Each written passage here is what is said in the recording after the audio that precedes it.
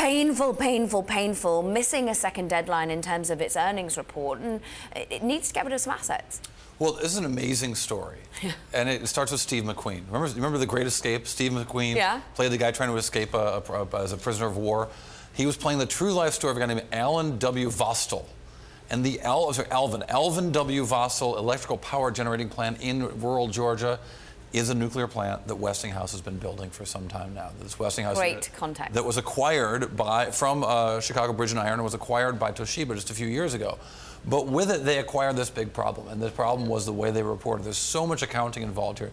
The cost of this plant has now spiraled from about $4.4 billion to $5.8 billion. They're building 2 reactors at this plant, and the timeline has gone all the way into 2020 till the final construction is supposed to end. So the accounting over this has apparently been screwed up somewhere along the way, whether intentional or not, and that's what Toshiba is trying to figure out. Since 2008, right? Yeah, and so they first announced that they had an accounting problem here about a year ago, not even quite a year ago, 6 months ago. Stock fell dramatically, and as a result, Toshiba is still trying to uncover what the problems are and how far back they go. So what they told us today is that they've figured out the 4th quarter, but they don't know if it affects the previous 3 quarters of calendar year 2016, and they have to go back and do that, and think it's going to take until April for them to figure that out.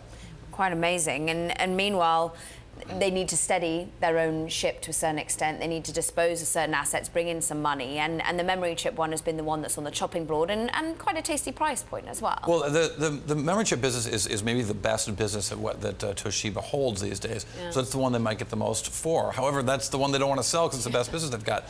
The problem with selling this Westinghouse nuclear business is that the way these contracts work is they've got some fixed price plus 10% cost with the deal they've got with Southern Company and Georgia Electric and Power. And the problem is that the costs have been rising. They've been in a battle, the Westinghouse unit has been in a battle with the authorities in Georgia and with Southern Company about how much they can jack up the price.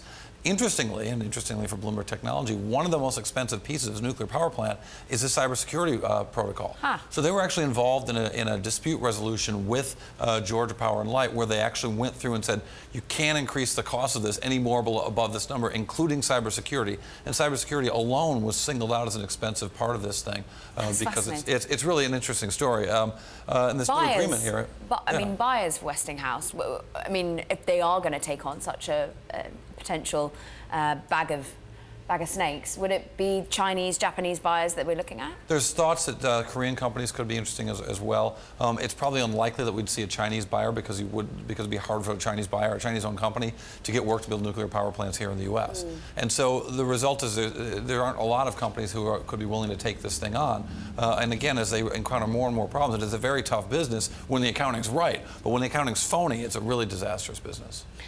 And so could we be waving goodbye to Toshiba as a technology business? I mean, what more is there of tech other than the memory chip element? I mean, fundamentally, they're going to have to figure out how big the problems are here, and that's the thing they don't know right now. And so for them to make any decisions about what to sell and when to sell it is really a requirement that they're going to figure out after they figure out how deep the problem is. The other issue here is that they have not only made price guarantees, but they've made guarantees about what their credit ratings are going to be. And so that if they lose their credit rating from rating agencies, or if it's lowered, they'll have to secure additional credit or additional letters of credit just to keep doing the work that they're already in. So they really are in a tangled mess.